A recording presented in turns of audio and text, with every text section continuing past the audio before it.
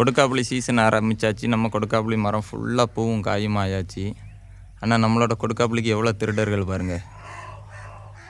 மேலே இருக்கிறது எல்லாமே அவங்களுக்கு தான், கீழே தொங்குறது மட்டும்தான் நமக்கு. கீழே அவங்க இறங்கி வர மாட்டாங்க. மேலே கிளி, ஒரு குயில் உட்காந்துருக்கு. அவங்களுக்கு தெரியுதான்னு பாருங்கள், கண்ணுக்கே தெரியாது. நைஸாக உள்ள ஒளிஞ்சு உட்காந்துக்கலாம். அந்த தவறாம பாருங்க, குயில், அப்புறம் அணில்.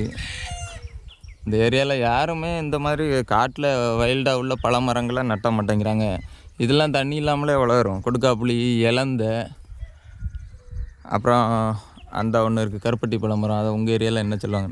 என்ன திருடி அப்படி சாப்பிட்டுட்ருக்கான் பாருங்கள். இந்த மாதிரி மரங்களை நட்டினோன்னா அந்த பறவைகளுக்கெல்லாம் நல்ல உணவு கிடைக்கும். இதுக்கு நம்ம தண்ணி கொடுக்க போகிறதில்ல, எதுவுமே கொடுக்க போகிறதில்ல. நான் எந்த பூவும் காயும் காய்க்காத மரங்களாக நட்டினா மற்ற உயிரினங்களுக்கு உணவு இல்லாமல் போயிடும். என்ன பாருங்கள், அணில் வாயில் எப்படி கொண்டு போகுது.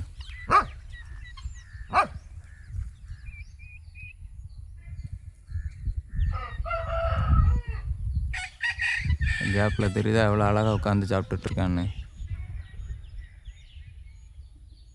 எப்படி பார்த்தீங்களா? க்யூட்டாக எப்படி உட்காந்து சாப்பிட்டுட்ருக்கு பாருங்கள். அப்படி ஒரு பருப்பை தூக்கி வச்சு அழகாக சாப்பிட்டுட்ருக்கு. இறங்கி போகிறாவ.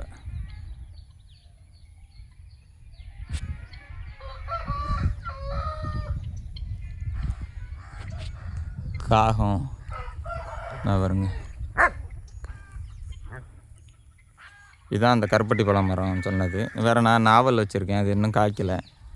இதில் பறவைகளுக்கும் உணவு கிடைக்கும், நமக்கும் உணவு கிடைக்கும், நிழல் கிடைக்கும், நல்ல தூய காற்று கிடைக்கும். இந்த மாதிரி மரங்களை வேப்ப மரம், அண்ணா குயில் பறந்து போகுது பாருங்கள். சீசனில் வேப்பம்பழம் காற்று தள்ளும். மைனா, குயில் எல்லாத்துக்கும் நல்ல உணவு கிடைக்கும், நமக்கும் சுத்தமான காற்று கிடைக்கும்.